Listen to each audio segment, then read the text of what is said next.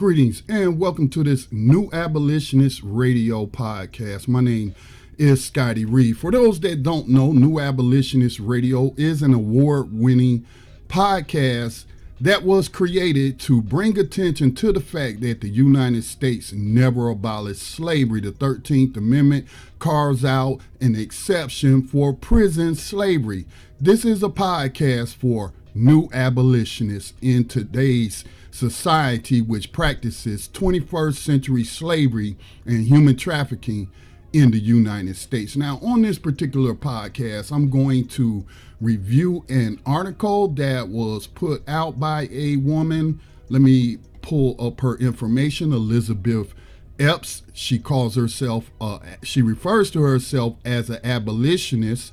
And for those who are longtime listeners of New Abolitionist Radio, we started towards the end of 2012, but really got jumping in 2013. But we call ourselves slavery abolitionists because there's a lot of people out there who use the term abolitionists, and they are not all talking about abolishing the same thing. So that we're clear, she is a prison abolitionist, meaning that she wants to get rid of prisons like others. Other abolitionists I've come across are talking about abolishing human trafficking, something that's already illegal, not state-sponsored human trafficking, but something that's already illegal where people are kidnapped and forced into either labor or sexual servitude.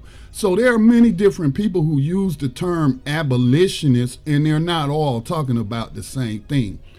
New Abolitionist Radio focuses on the exception for slavery through the prisons that's carved out in the 13th Amendment of the United States Constitution. So just want to make sure we're clear on that. So Elizabeth Epps is a abolitionist, a prison abolitionist, wants to abolish prisons in the United States. I think she might also work for the ACLU. I'm not sure about that, but I believe that's correct. I think that's listed in the article that we're going to review. We're not going to review the whole article. Anyway, this is the article that was published. Amber Guyger should not go to prison. Amber Guyger should not go to prison. Again, was published by Miss Epps for the appeal.org. As you could possibly see, for those that's watching the video version of this podcast, it says the former Dallas police officer should be held accountable for killing Botham Jean, but sending her to prison does not keep us safe. Now, let me also state this. Ms. Epps, if you're listening or any of her friends listen to this podcast, don't take this personal. Don't take this as a personal criticism. I'm just simply doing a professional review as a prison slavery abolitionist.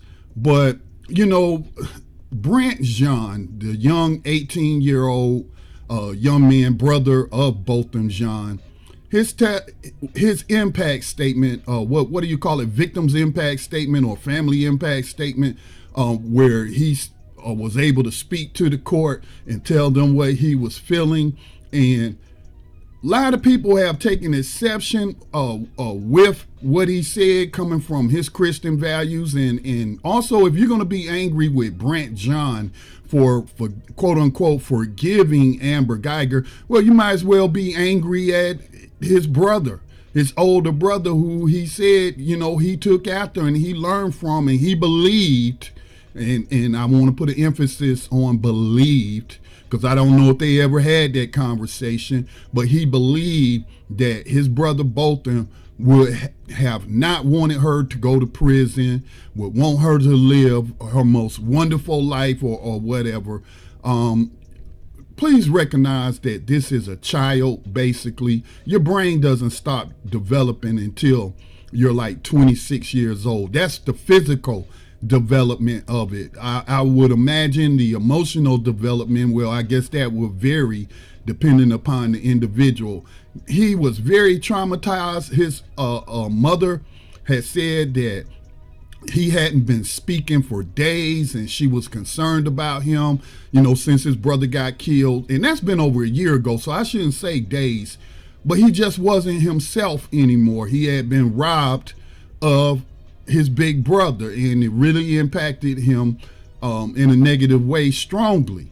And so we need to consider that before, we want to metaphorically lynch this young man. And again, if you got a problem with what he said, for you to express any kind of anger or what have you because of his religious beliefs, which again, he may not have a full understanding of scripture and what it talks about in terms of law and justice, not law and order, but law and justice. We're dealing with an 18-year-old. I don't want to call him a child, but if he was my kid, that's what I would call him. You're still a child, young man. You need, you got a long way to go. You got a lot to learn. All right. So anyway, don't take this as a personal attack, Miss Epps, but I felt like you were exploiting that young man's words in his time of grief. He's not thinking right. And he said he didn't want her to go to prison. And so you seize upon that to push prison abolition, not prison slavery abolition, not slavery abolition as defined in the 13th Amendment, but you're pushing prison abolition using a very traumatized young man's words of saying to this convicted killer that he didn't want her to go to prison. I find that to be kind of exploitive. Okay, so I just want to get that out the way. I'm not. Yes, I am criticizing it, but I'm coming from not a negative place or from a place of vitriol. A lot of us, we have blind spots. Most of us, we have blind spots. I have blind spots, and I'm always open to corrective, constructive criticism because I don't know everything, or I may not be seeing it from a more logical perspective. So don't take this as a personal attack. I appreciate the work that you are involved in, not so much the prison abolitionist side of it, but the other areas dealing with criminal justice work. Okay, so I just felt like it was incorrect to exploit that young man's words in his time of hurt and pain. Even his own mother said that she was shocked by his words, and nobody knew he was going to do that. And it was like he was on autopilot. I watched it. It's a painful thing to watch. I watched it. That young man is in serious pain, and he's not thinking straight. He's being ruled by his traumatic experience and experiencing all types of emotion. Okay, so I thought it was wrong to use his words of saying she shouldn't go to prison to push prison abolition, but I will move on now. We're not going to read the article. You can look up the article. What's the name of the article again? Amber Guyger should not go to prison. And it was published on theappeal.org. Theappeal.org. As in appealing a sentence or appealing a conviction, which Amber Guyger is attempting. Her lawyers have informed us that she's going to do. But what I am going to do is focus on some key points, because my long-held criticism of the prison abolitionist movement, we asked prison abolitionists on to New Abolitionist Radio. It's been, year and a half, 2 years ago, but we had that debate with them. We invited on different people, the reformists, we invited on the prison abolitionists, and we just compared that to slavery abolitionism, because again, slavery was never abolished. And so just let me pull up the 13th Amendment. Neither slavery nor involuntary servitude, except as a punishment for crime whereof the party shall have been duly convicted, shall exist within the United States or any place subject to their jurisdiction. So what that means is that the United States technically has not abolished slavery. If you compare and you contrast that with the UN Declaration of Human Rights, it calls for the abolishment of slavery in all its forms. in the United States back in the 1940s when that was published during the Roosevelt administration, but really championed by Eleanor Roosevelt. It states that slavery exists in many different forms or in various forms. Imprisoned slavery is what we're facing today in the United States. We don't need reform of slavery. We need abolishment of slavery in this country as it's being institutionally practiced. Okay, so we've had those conversations in the past with prison abolitionists so that we can exchange ideals, exchange viewpoints, and come to a proper conclusion. So this is where I'm coming from. Prison abolition is not sensible. It isn't. It's like, you're pushing that. And Light was on our program, and I follow people who call themselves prison abolitionists and have conversations with them on Twitter. And the last person I spoke to, at least he was able to admit that they didn't have any solutions. They didn't have any ideal of what an alternative to incarceration or detention would look like. So at least he was honest in that. But as the old saying goes, if you take something away from people, you got to replace it with something else. I'm willing to bet you if Amber Guyger was found innocent, that Brandt Jean would not have been up there would not been in a press conference. If he spoke at all, he probably would have been further devastated. But he would not have been saying she shouldn't go to prison, so I'm fine with the verdict. Okay? Let's just use common sense here. We know that his mother would not have gone for that. Okay? And she even expressed some, I guess you would call, disappointment with the 10-year sentence, but she seemed to be content that, well, at least we got a conviction. At least she got 10 years, which could be 5 with good behavior, and she gets parole. But being a former cop, and being that the parole board is usually made up of former cops or judges, it's likely she will be paroled probably on her first time around. So I'm not going to get into the entire article. Another professional criticism that I have, and this comes from a child who used to be a part of a radio program and podcast on Black Talk Radio Network called The Context of White Supremacy, where you had this, she was 11 years old or so at the time, and she was talking to this professor and asked him a question, and he just gave a rambling answer, and she was like, you just gave me a bunch of buckets of words. You gave me a buckets of words. And that's how I read this article. I have taken professional writing courses, and I've also on my own read books about writing and how to communicate in writing when you're writing articles and whatnot.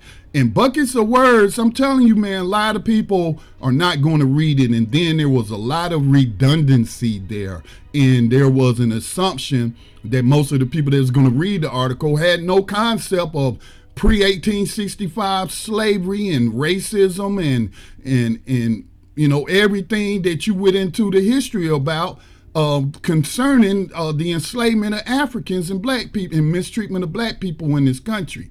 I mean, you were very redundant in expressing that, and I'll put it this way, you were light on offering what an alternative system to detention for a murderer would look like. You did not present anything logical that could be even considered holding Amber Guyger accountable. Okay? So I do agree we need to get rid of these prisons that put people in cages. But what we do need is detention facilities that have dormitories and classrooms so that people can be educated, perhaps even had their mental health needs addressed, their addictions addressed, whatever led them to be there, which a lot of these people shouldn't even be there. I think that detention should be reserved for people who cause harm to other people, a direct harm to someone, like killing someone, breaking into somebody, going into someone's apartment, uninvited, and shooting them dead. Okay, there has to be some kind of consequences, but that consequence should not be in the form of solitary confinement, which is torture, and it shouldn't be a cage. It should more resemble a college campus or a dormitory, or even like when I was in the Army, where we had our training schools and what have you. We lived there, and we had buildings that we went to go get educated on whatever our skill was that we were being trained on. So I agree, we don't need prisons, but we need something, because the public is not going to accept allowing Amber Guyger to run free on the streets. Now, let me just pull up a clip, an excerpt from this article.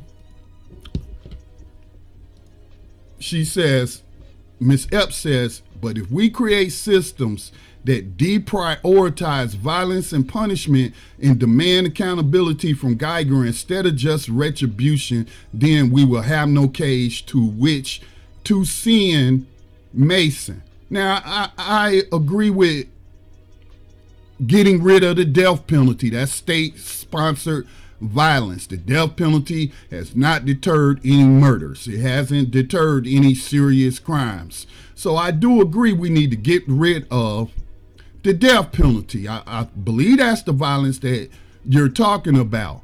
You can call it punishment. You can call it rehabilitation. Perhaps that's a better word, but I don't want to get into, mixing words or what have you. But accountability, what does that look like?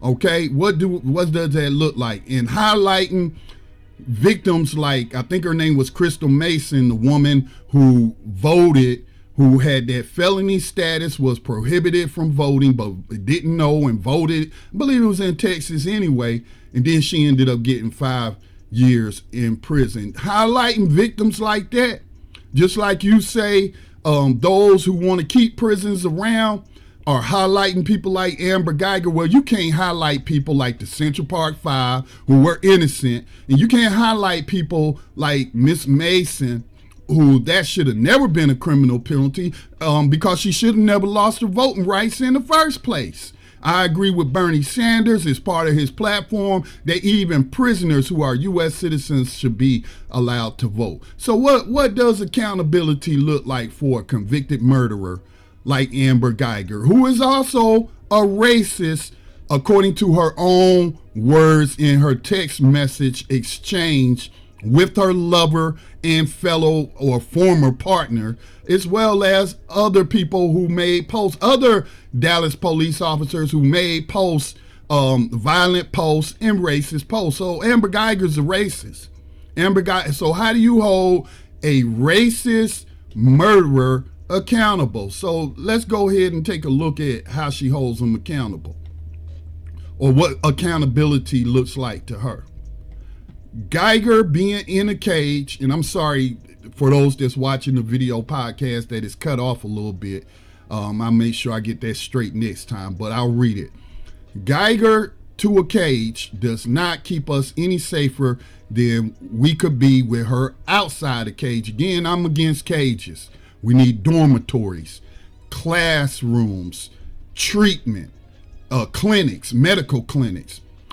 Incapacitating her, preventing her from being able to harm again, that we must do. But excuse me, but prison is not necessary to achieve this safety goal. Now here we get to the alternative accountability that Ms. Epps is offering. Permanently barring Guyger from access to firearms and excluding her forever from law enforcement keeps us as safe from her as we can get. Okay. Now, out of that very long article that I spent, I want, because I don't have that kind of patience, man, to be reading a whole bunch of words. Just Get to the point. Get to the point that you're trying to make. But I understand people want to highlight other stuff and they want to set people up to make them more pliable to what they're going to suggest. But I would suggest that people get to the point using less words as possible, only as many as it takes to get across their point.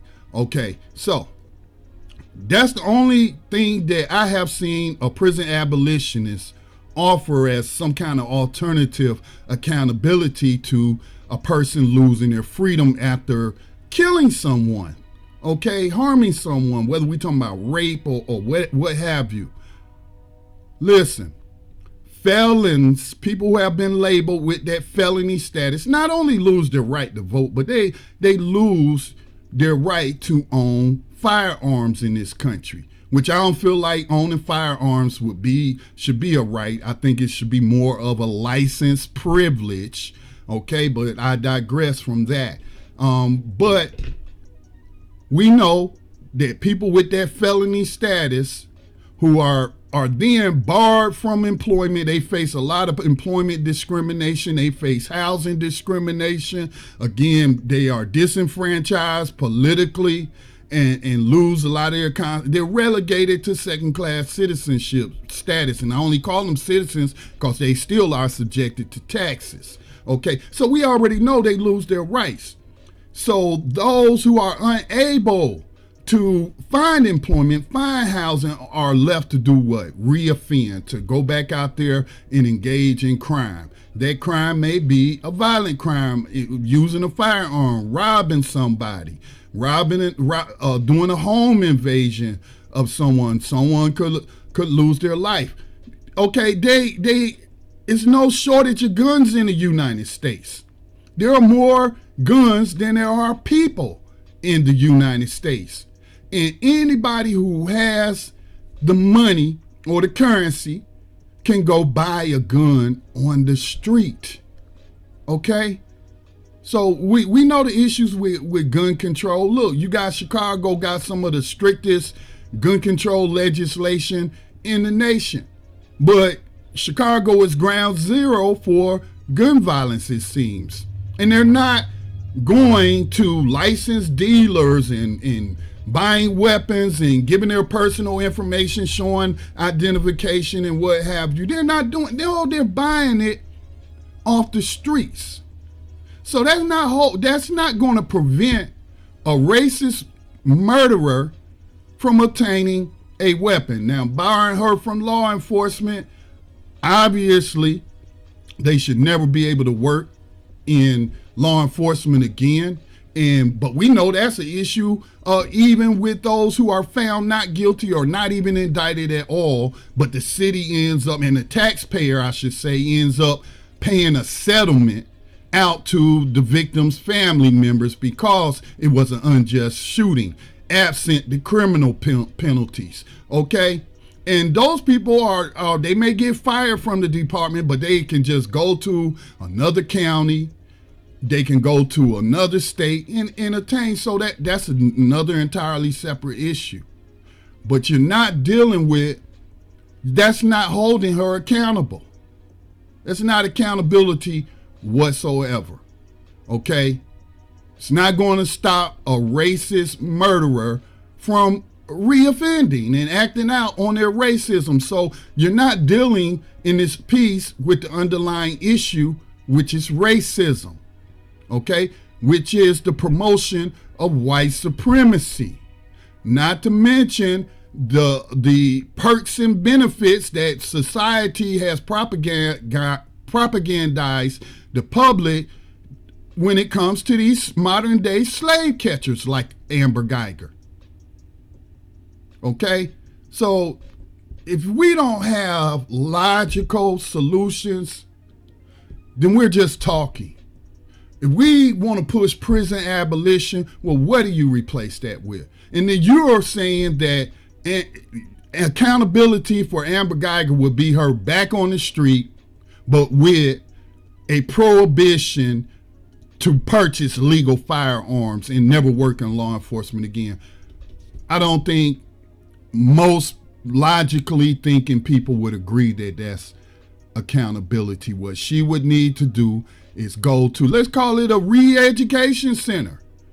I know it has a bad connotation because y'all, people like to pick on China and say they communists and they sending them to re-education camps or what have you, but let's call them education camps. Deal with these people's individual issues. Give them psychological help. The underlying issue that got Brandt Jean killed by a racist white cop is her racism. That's the underlying issue. Now, also, it talks about, I want to bring something up about rendering her incapable. What does it say? Let me pull the article back up. Incapacitating her. They use that language when they're talking about rapists and pedophiles. How do they incapacitate them so they don't commit a rape or on a child or anyone? What they do? Some people propose chemical castration, which renders them sexually inoperable. How do you incapacitate a racist that doesn't value black life? That's the underlying issue here.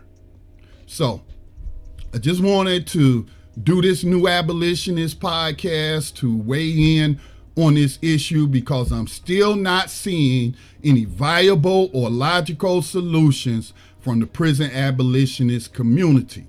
Okay?